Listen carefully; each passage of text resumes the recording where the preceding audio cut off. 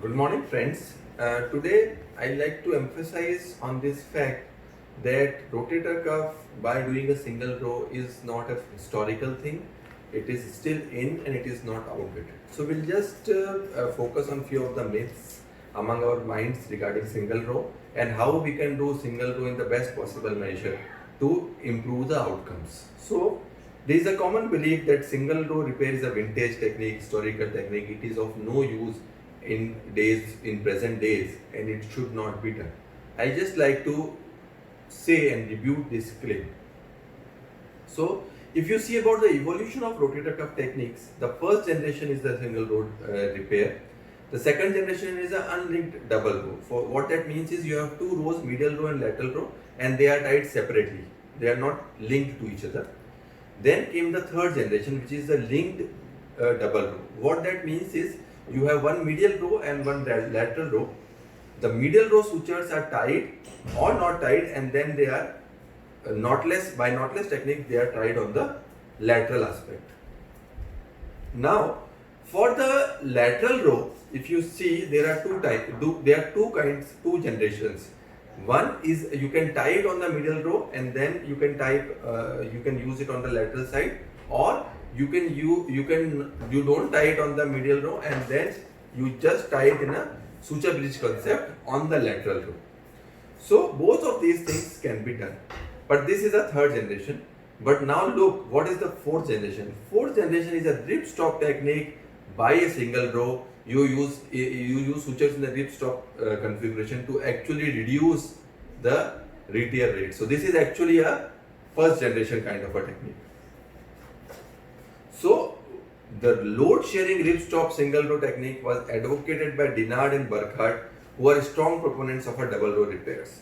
And they say that there are tears which are not amenable to double row, which are a massive cuff tear with a poor mobility, with our medially based tendon tears, and their tendons who have a lateral tendon loss. So a ripstop stitch is a stitch which increases the pull out and maximizes the loop security by using only simple stitch loops. A simple stitch is placed from anterior to posterior through the rotator cuff perpendicular to the cuff fibers. Thus, then a simple stitch is passed medial to the ripstop stitch. So this technique can be performed as illustrated with both sutures based off the anchor or off the anchor. Under a tensile load, the ripstop tendon will resist the cutout of a simple stitch. So this is very important. A ripstop stitch will prevent the cutout of a simple stitch. Now, there is a common belief is the double row repair gives a better clinical outcome. But Sugaya in a level 3 study in 2007 concludes that arthroscopic rotator cuff repair yielded a significant successful functional outcomes without significant difference between single and double row fixation. However, double row is a structural outcome. It is better than the single row.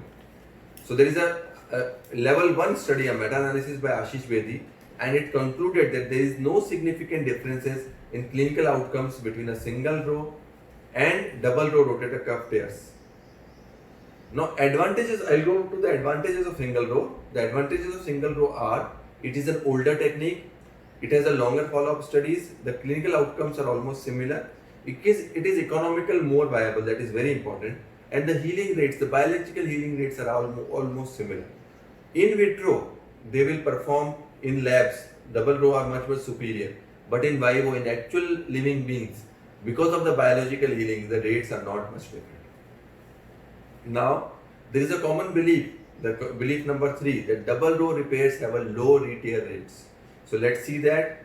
So if you go compare biomechanics vis-a-vis biology, the double row repair is a mechanical superior construct. In terms of road to failure, cyclic displacement and gap formation, they are definitely superior. But this is not transformed the same into the clinical studies. There are not enough clinical studies which say that they have a better functional outcome. The reason is, number 1 is the ischemic disadvantage. Because whenever we do a double row repair, the cuff which is under the double row is under ischemia, and it leads to a poor healing potential because of the ischemia of the footprint. And the vascularity of the tendon insertion is also compromised. So, are the re-tear rates less with double row? Actually, there is no such evidence. The re-tears which we have seen is more due to hardware failure. So, you have more tendon pullouts because of the anchor pullouts and suture cutouts than actually the repairs fail.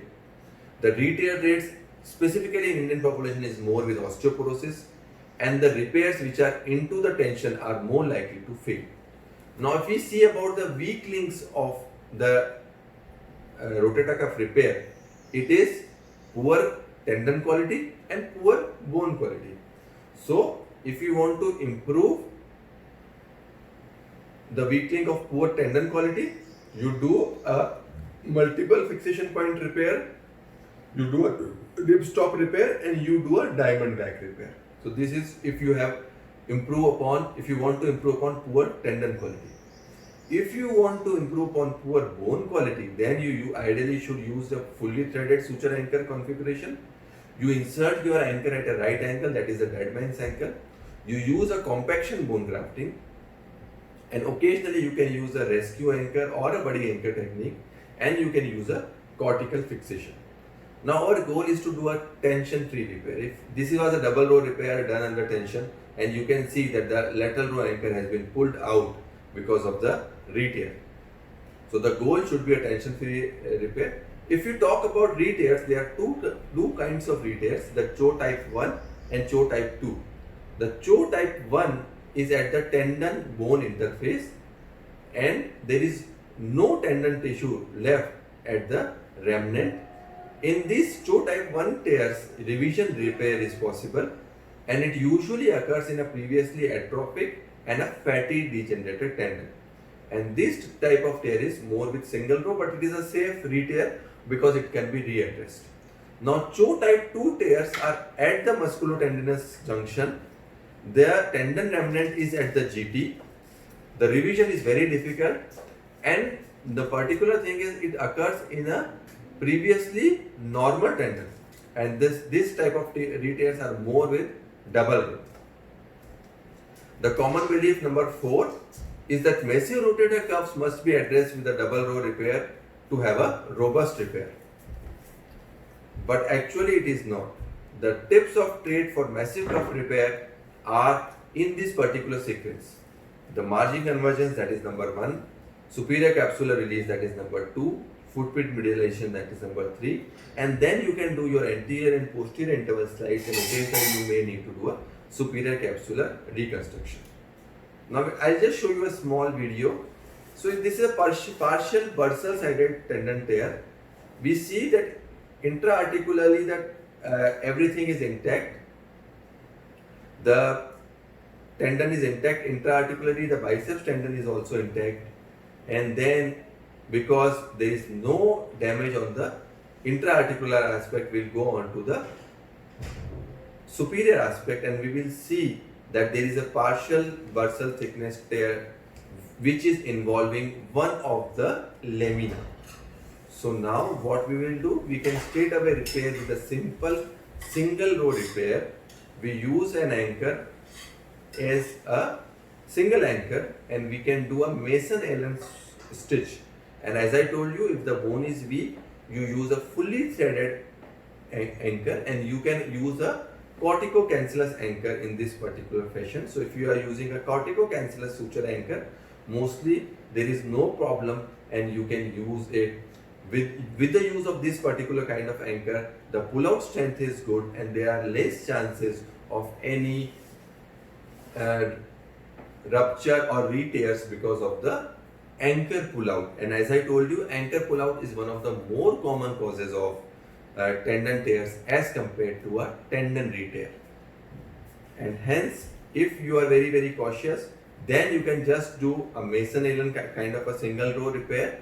And whenever you do a Mason Allen repair, there are some tricks. So Mason Allen is essentially if you are using a double row anchor, you have to use one stitch in a mattress configuration and one stitch in a simple configuration. So what it will do is it will actually make a footprint repair, and you can actually repair it nicely.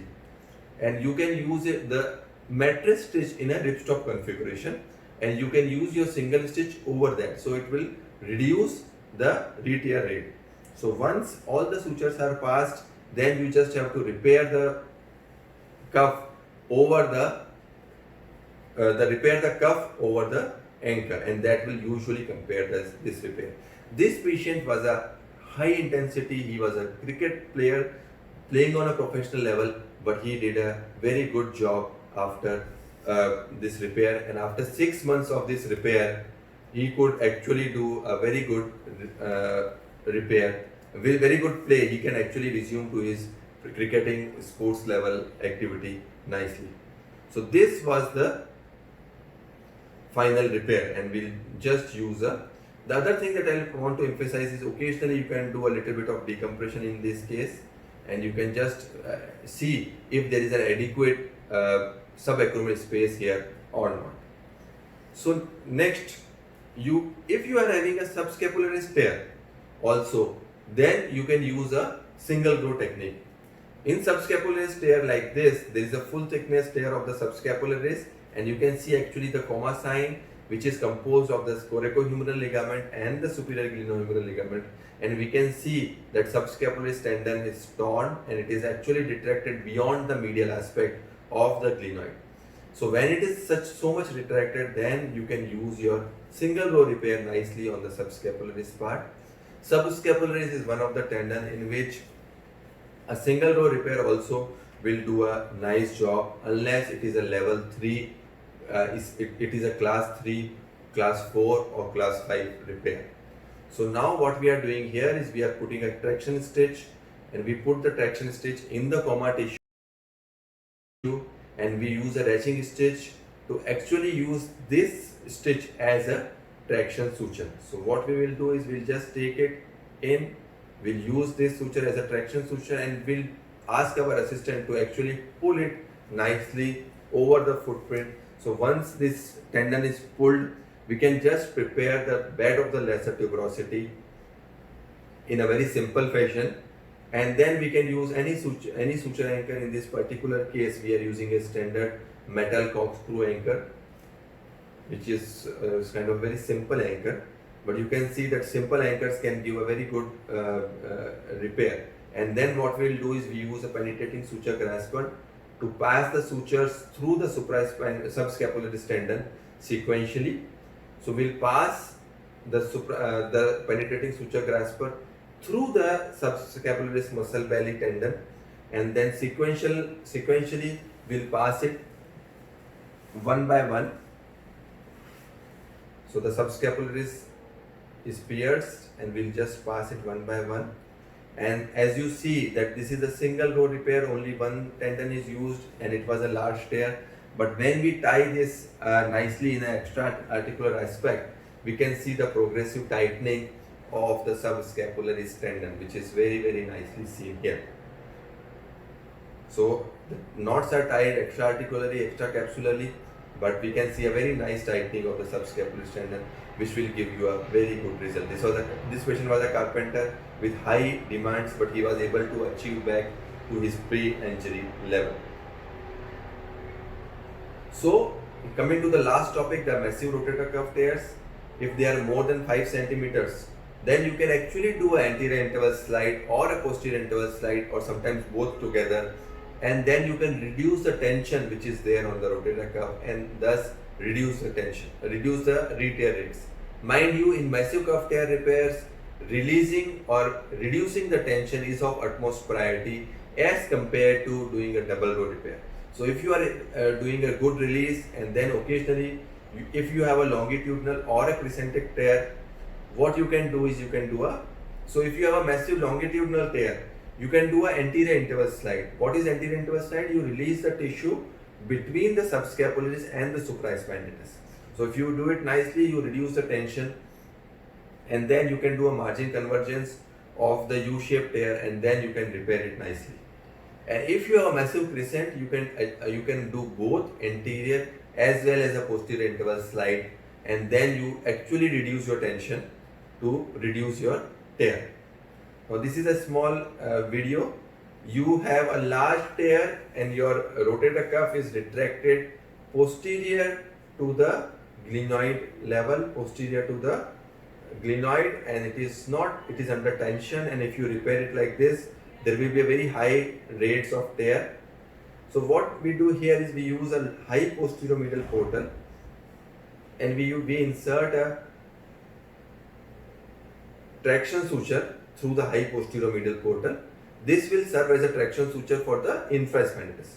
Then we will use a modified divisor portal to pass the suture through the supraspinatus tendon belly, and then we'll pull both of these sutures, and we'll see then when we will pull both of these traction sutures, still it is very tight.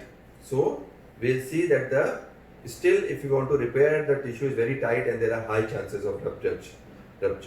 So now what we'll do is we'll do a posterior interval slide. What it actually is, we actually release the tissue between the supraspinatus and the infraspinatus, and we'll release it up to the level of the scapular spine. Initially it will be the tendinous portion, and then it will be a muscular portion. When you are close to the spine of the scapula, you should be careful about the suprascapular nerve. And when we release it in totality, you will be astonished to see that how much of the excursion it is gained by doing just a simple release. So we can see that very good excursion for the supraspinatus is obtained, and very good excursion for the infraspinatus is obtained by doing this technique. So we can see that actually there is a significant increase in the acromial distance. And we can see that there is a very nice post-operative function after doing the interval slide by a single row repair. If you want to do a successful single row repair, there are specific pearls. You should create bone marrow vents, which is called as a crimson duet, which is described by Snyder. You should repair it under low tension. You increase the number of sutures in tendon. So that is, you can use a triple loaded suture anchor, and you can use a special suture construct that are Mason Allen, that is our modified Mason Allen suture construct. You can use a LX suture construct, which is a triple loaded suture, and then you can use the sutures in a ripstop construct or a ripstop fashion. Now there is a very nice level 1 study by Fabrinacci, and he says that there is no significant difference of the structural integrity, and it shows that shows a significantly greater healing rate in the microfracture group for a large tears involving supraspinatus and infraspinatus. So if you do a marrow stimulation, if you do a microfracture, the healing rates are much better. So summary, this is very important. When I like to do a single row, I like to do a single row in most of my subscapularis tendons.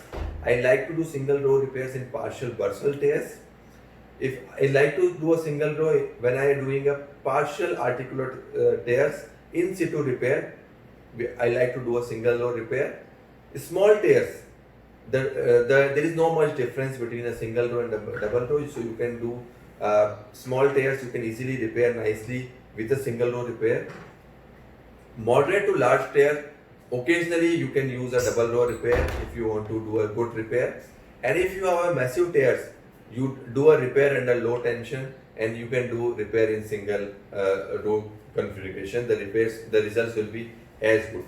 So in my practice, the best indication for doing a double row is a moderate to large sizes cuff tear. Thank you.